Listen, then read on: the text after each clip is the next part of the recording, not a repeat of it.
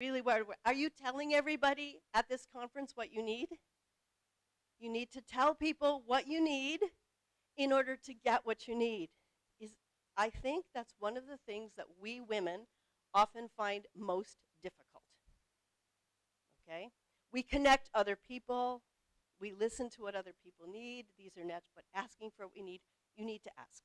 Tell people what you are looking for. Oh, do you have something to say? Thank you. And here's a way of looking at this from the perspective of the people you are asking. If somebody asks something of you, what does it feel like when you can help them? Our lives are richer when we share our gifts with others. So when you tell people what you're looking for and allow somebody else to help you, you are actually giving them the opportunity to feel good. Okay? So don't be afraid to ask. I'm just going to talk really, really quickly about cultural differences because we have a lot of different people in this room from a lot of different countries. I told you I have more than 20 countries in the WWNG. Go ahead. I have two cultural experiences with networking. Networking in the United States, where we talk about what we do without hesitation. It's okay to talk about our professions and what we do and what our talents are. It's a lot easier for us Americans. Any Americans in the room? Am I right? It's a little bit more expected. I don't know if it's easier, but it's a little more expected, right? No. Okay. You can talk about work all the time, and we're very direct. Like I'm saying to you, tell people what you need. That's very direct. It's very American. I understand that. It's not the same in France. In France, we don't talk about what we do. You only talk about work around work. So there's a whole different set of cultural expectations about networking, and I'm only bringing this up to point out that if you're not American or you're not French, then how networking works in your culture may be a little bit different. You need to adapt it. And if you want to talk about how to do that, we can talk about that outside. Okay, I'll be around. This quote came from an Indian man who's working in the US. His observation about feeling artificial because he's bragging indicates that he's not doing it right. Networking isn't supposed to be about bragging. What's missing in this picture is what can I give first before I ask. It's always easier to ask after you have offered something. So think. I'm going to leave you with this thought as we move on to the next talk. Think about what you can give. And don't be afraid to tell people what you are looking for. Even if they can't give it to you themselves, they may meet somebody who can. So, I've done my piece, and what I want to do now is pass the microphone. Our panel here today consists of, just raise your hand, Jackie Bakai, who's going to talk next, Nancy Gaines, Tatiana Rousseau, and Radha Srinivas. So each of them is going to offer you a different perspective, their own perspective on networking. When we finish, Tatiana will talk last. When we finish, we have a networking exercise to play with, okay? So I'm going to pass this on. Jackie, it's you.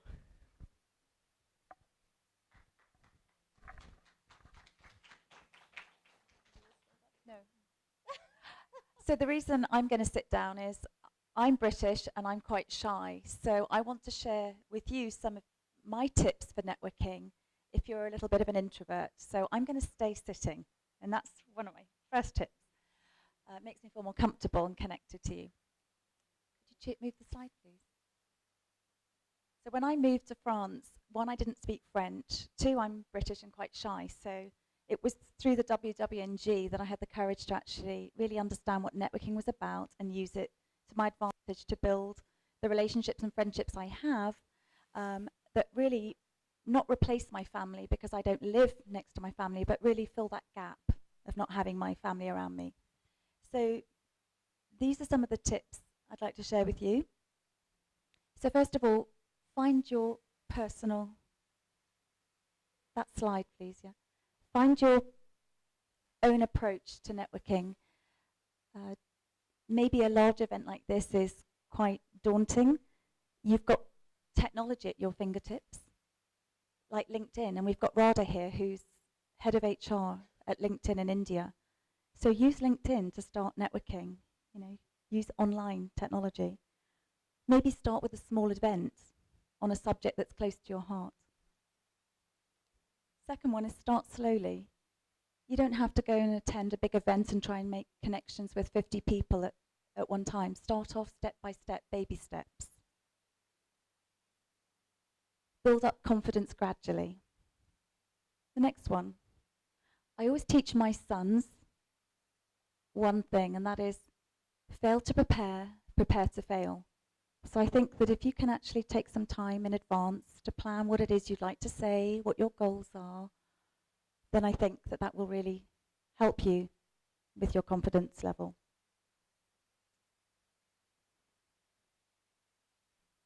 Next, focus on advice and information. Don't go in for the kill. And of course, if you're shy, that's not something that's going to come naturally to you anyway.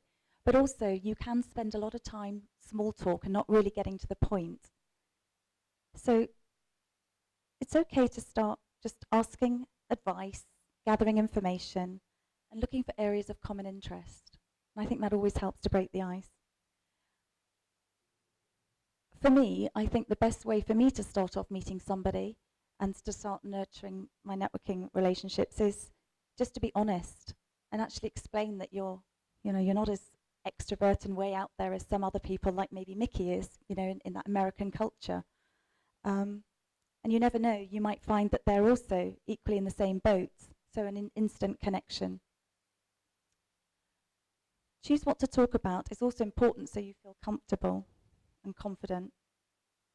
So I always think that, what better place to start than to talk about yourself. I don't think anybody has any problem with just even explaining where you're from, your family, just your interests.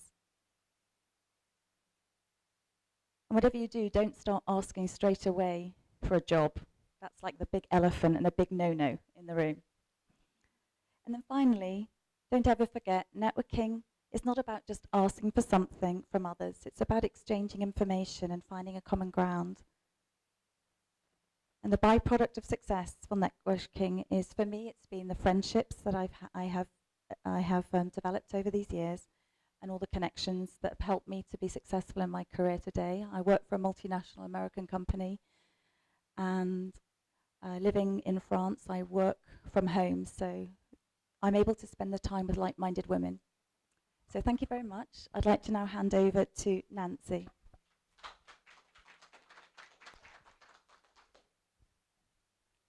When I was 8 years old, that slumber party changed my life. The other girls thought I was asleep, and they started talking about me. She's so ugly. She's really weird, and my mom made me invite her. And they didn't think I could hear them, but I was pulling the sleeping bag over my head and just crying quietly. I couldn't wait to get home. And that messed me up for decades. I never fit in junior high, high school, college, even my 20s. But when I was 30, I realized this is my gift. As a business coach, I am able to see exactly what isn't working and help people get out of their struggle with ease, because I was always on the outside looking in. So networking has always been hard for me. Imagine that. Has anyone else felt like this? Mean girls, right? So I have 3 tips for you today. Write these down. And if you love these, come to my session today at 2:45. It's number 190 in room 4, and I will give you a lot more tips. Or maybe it'll be a surprise. Okay, tip number 1. You need business cards, and I know we talked about that before. Let me give you a couple tricks on the business card. You want your picture on there. How many of you have gotten cards today and you're like, oh, what was that person, who are they, right? And on the back, give something away. I've got a free gift on the back of mine. If you'd like that, it's a $150 value. Please get a business card. You can download it right away. But give somebody something right away when you meet them. Do you need a pen? Absolutely. Number 2, when you go to networking events, arrive early because there's probably going to be other people just standing alone. They're the easiest ones to talk to. Once people come up there with their friends, they're all going to get together really clicky, just like that sleeping bag incident. So if you get there earlier, that will help you. And my last tip is be consistent. Pick the groups that you really want to go to. Don't try to pick them all because there's too many. Pick the ones you really like and go all the time because people will get to know you and trust you when they see you. So those are the 3 tips. Get business cards, and what I do, I keep them in my car. It obviously doesn't work here in India because I didn't drive, but that way I can run out if I run out of cards. So keep spare cards in your car. Arrive early and really be selective about where you network and just go there all the time so people get to know you. Thank you. Who's next? Thank you. So I want to say, first of all, thank you to all these lovely ladies because I'm learning so much just by being here today and listening to them. So thank you. I think just as a little bit of background, I'm actually an engineer by training. I'm an introvert. And it took me a long time through business school to figure out how to fake the introversion and become an extrovert, sort of. But networking actually scares me pretty dramatically as well. And it's funny because I work for a company that specializes in networking and building professional relationships, and I'm a head of HR. So it's sort of a double whammy on all sides, but that's who we are and what we do. But I'm excited to actually hear a little bit about the introversion aspect because those are tips I think I've sort of by osmosis or over time just learned myself. And the other thing that really resonated was what Mickey talked about giving and taking. And that's kind of, it's funny, we didn't exchange notes, but that's what I had on my little list of what I wanted to share, which is really about how do you give, how do you receive with gratitude.